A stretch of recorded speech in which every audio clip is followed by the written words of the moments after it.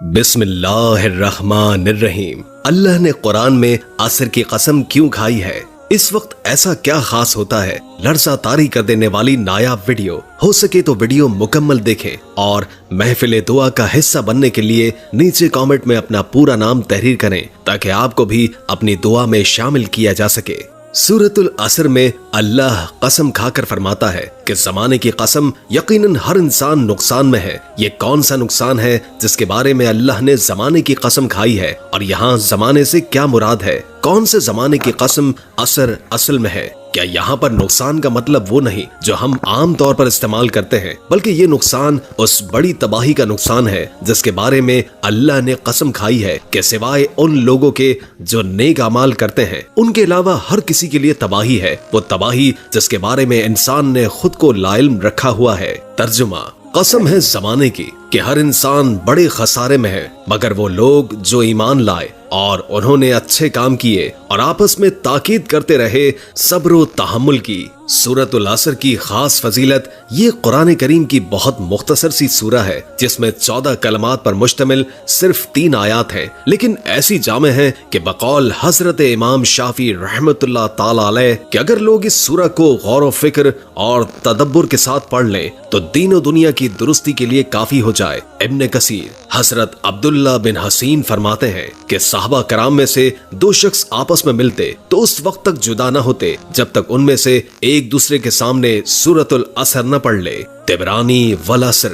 اس سورہ میں اللہ نے العصر کی قسم کھائی ہے جس سے مراد زمانہ ہے، کیونکہ انسان کے تمام حالات، اس کی نشو نما، اس کی حرکات و سکنات، اعمال اور اخلاق سب زمانے کے لیل و نہار میں ہی ہوں گے۔ جہاں تک قسم کا تعلق ہے، اللہ کے کلام میں قسم کے بغیر بھی شک و شبے کی کوئی گنجائش نہیں ہے، لیکن اللہ تعالیٰ بندوں پر رحم فرما کر کسی حکم کی خصوصی تاکید اور اس کی اہمیت کی وجہ سے قسم کھا کر کوئی حکم بندوں کو کرتا ہے تاکہ بندے اس حکم کی اہمیت کو سمجھ کر اس پر عمل پیرا ہو اور حکم بجا لانے میں کوئی کوتاہی نہ کریں۔ البتہ یاد رکھیں کہ انسانوں کے لیے اللہ تعالیٰ کے نام کے علاوہ کسی چیز کی قسم کھانا جائز نہیں ہے، جیسے کہ نبی پاک کی واضح تعلیمات اور احادیث کی کتب میں موجود ہیں۔ مثلا لوگوں کا کہنا ہے کہ تیرے سر کی قسم یا تیری قسم وغیرہ، اس طرح کے الفاظ کے ساتھ قسم کھانا جائز نہیں ہے۔ ویسے تو قسم کھانے سے بچنا چاہیے، کیونکہ قسم کھا کر کوئی بات کہنا ترغیبی عمل نہیں ہے، لیکن اگر کسی موضوع پر قسم کھانا ہی پڑے تو صرف اللہ کے نام کی قسم کھانی چاہیے۔ ان الانسان میں الف لام جنس کے لیے ہے جو استغراق کے معنی میں ہے، یعنی قیامت تک آنے والا ہر انسان اس حکم میں داخل ہے، خواہ مرد و عورت ہو، غریب ہو یا پھر مالدار، طاقتور ہو یا کمزور، بوڑھا ہو یا نوجوان، بادشاہ ہو یا پھر غلام۔ لفی خسر۔ قرآن کریم میں انسان کے نفس یا مال یا اہل و عیال یا آخرت و دنیا کے خسارے کو متعدد جگہ ذکر کیا گیا ہے۔ اس آیت میں اشرف المخلوقات انسان کے خسارے سے اللہ کی کیا مراد ہے، یہ سمجھنے کی ضرورت ہے۔ ان الانسان لفی خسر جملہ اسمیہ ہونے کی وجہ سے اس میں تاکید موجود ہے۔ عربی زبان میں لفظ انا کا استعمال تاکید کے لیے ہوتا ہے۔ اللہ تعالیٰ کا قسم کھا کر اس بات کو بیان کرنا شک و شبے کی کسی گنجائش کو بالکل بھی ختم کر دیتا ہے۔ نفع میں کمی یا بالکل نفع نہ ہونا نقصان کہلاتا ہے، لیکن اگر راس المال یعنی کیپٹل ختم ہو جائے تو اسے خسارہ کہتے ہیں۔ اس آیت میں صرف جان یا مال کا خسارہ مراد نہیں ہے، بلکہ انسانی خسارہ مراد ہے جس کا کوئی بدل ممکن نہیں ہے۔ اسی لیے اللہ تعالیٰ نے قسم کھا کر بہت زیادہ تاکید کے ساتھ یہ بات بیان فرمائی ہے۔ اسی طرح اللہ تعالیٰ نے سورہ 3 میں 4 چیزوں انجیر، زیتون، طور سینا پہاڑ اور مکہ مکرمہ کی قسم کھا کر ارشاد فرمایا، ہم نے انسان کو بہترین سانچے میں ڈھال کر پیدا کیا ہے اور ہم اسے پستی والوں میں سب سے زیادہ نچلی حالت میں کر دیتے ہیں، یعنی جہنم میں پھینک دیتے ہیں، سوائے ان کے جو ایمان لائے اور انہوں نے نیک عمل کیے تو ان کو ایسا اجر ملے گا جو کبھی ختم نہیں ہوگا۔ غرض یہ کہ اگر ہم نے شیطان اور نفس کی خواہش کے خلاف اور اللہ کے احکام کے مطابق زندگی گزارنے کی کوشش نہیں کی تو ناکامی ہے۔ ہمیشہ کی کامیابی کے حصول کے لیے سونے سے بھی زیادہ قیمتی چیز یعنی وقت کا صحیح استعمال کرنا پڑتا ہے، हर सेकंड हमारी उम्र कम हो रही है और हम बराबर अपनी मौत के करीब होते जा रहे हैं। किसी भी वक्त मौत का फरिश्ता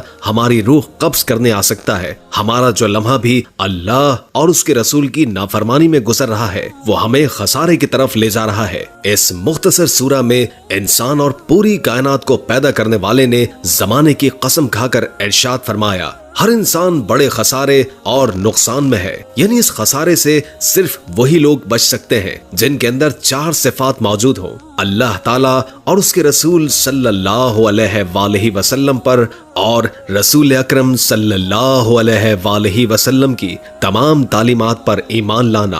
अल्लाह पर ईमान लाने का मतलब यह है कि इस बात का दिल से यकीन करना और जुबान से इकरार करना कि अल्लाह ही इस पूरी कायनात को पैदा करने वाला है। उसी ने इंस और जिन और आसमान, जमीन, पहाड़, सूरज, चांद, सितारे, आग, हवा, पानी, जानवर, चरिंद परिंद और दरख्त अपनी कुदरत से पैदा किए। वही सारे जहां का पालनहार है, उसका कोई शरीक नहीं। न वो किसी की औलाद है और न कोई उसकी औलाद। वो हमेशा से है, हमेशा रहेगा। खुशकी और समंदर में जो कुछ भी है वो उससे वाकिफ है। किसी दरख्त का कोई पत्ता नहीं गिरता जिसका उसे इल्म न हो और जमीन के अंधेरों में कोई दाना या कोई खुश्क-ओ-तर चीज ऐसी नहीं जो उसके पास एक खुली किताब में दर्ज न हो। मुमकिन है कि हमारी अक्लें इस बात को समझने से कासिर हो, मगर सैकड़ों दुनियावी उमूर समझ न आने के बावजूद हम उसके आगे सर झुका देते हैं। मसलन हमारी अक्लें ये भी समझने से कासिर हैं कि इंसान दुनिया में क्यों आता है और ना जाने की ख्वाहिश के बावजूद उम्र के किसी भी हिस्से में चला क्यों जाता है। हाँ, हमारी अक्लें ये जरूर तस्लीम करती हैं कि सारी कायनात खुद ब खुद पैदा नहीं हो गई। यकीनन इन सारी चीजों को पैदा करने वाली एक जात है, वही अल्लाह है, जिसको हम अपनी अक्लों से नहीं समझ सकते। अलबत्ता अल्लाह की मखलूकात में गौर व फिक्र करके अल्लाह की ताकत और कुदरत को तस्लीम किए बगैर नहीं रह सकते। चुनाचे आज भी दुनिया की आबादी का एक बहुत बड़ा हिस्सा अल्लाह की जात को जरूर मानता है। इंस और जिन की तख्लीक का मकसद अल्लाह ताला की इबादत करना है। हमारी दुनियावी जिंदगी कैसे इबादत बने, इसलिए अल्लाह ताला अपने बास बंदों को मुंतखब फरमाकर नबी और रसूल बनाते हैं। अल्लाह ताला फरिश्तों के जरिए नबी और रसूल के पास अपने अहकाम नाजिल फरमाता है कि क्या काम करना है और क्या काम नहीं करना है, क्या खाना है और क्या नहीं खाना। आप सल्लल्लाहु अलैहि वसल्लम ने इरशाद फरमाया, बेशक सब्र वही है जो तकलीफ के आगाज में किया जाए। सही बुखारी और सही मुस्लिम। गरज तीनों दुनिया के खसारे से बचने और नफ़े अजीम हासिल करने का ये कुरानी नुस्खा 4 अज्जा से मुरक्कब है, जिसमें पहले 2 जुज़ ईमान और आमाल सालिहा अपनी जात की इस्लाह के मुतालिक है और दूसरे 2 जुज़ दूसरों की हिदायत और इस्लाह से मुतालिक हैं। यानी हम अपनी जात से भी अल्लाह ताला के अहकाम और नबी करीम सल्लल्लाहु अलैहि वसल्लम की तालीमात के मुताबिक बजा लाएं और साथ में ये कोशिश और फिक्र करें कि हमारी औलाद, हमारे रिश्तेदार, हमारे पड़ोसी, हमारी कंपनी में काम करने वाले हजरात, हमारे शहर में रहने वाले लोग और सारी इंसानियत अल्लाह की मर्जी के मुताबिक इस दुनियावी फानी जिंदगी को गुजारने वाली बने, ताकि हम सबसे बड़े खसारे से बचकर हमेशा हमेशा की कामयाबी हासिल करने वाले बन जाएं। हर शख्स अपनी जिंदगी का जायजा ले कि उसके अंदर ये 4 औसाफ मौजूद हैं या फिर नहीं है। कुरान करीम के इस वाज़े ऐलान से मालूम हुआ कि अगर ये 4 औसाफ या इनमें से कोई एक वस्फ भी हमारे अंदर मौजूद नहीं है तो हम दुनिया और आखिरत में नाकामी और बड़े खसारे की तरफ जा रहे हैं। लिहाजा अब भी वक्त है, मौत कब आ जाए किसी को मालूम नहीं। हम सब ये अज़्म मुसम्मम कर ले कि दुनिया और आखिरत की कामयाबी हासिल करने और बड़े खसारे से बचने के लिए ये 4 औसाफ अपनी जिंदगी में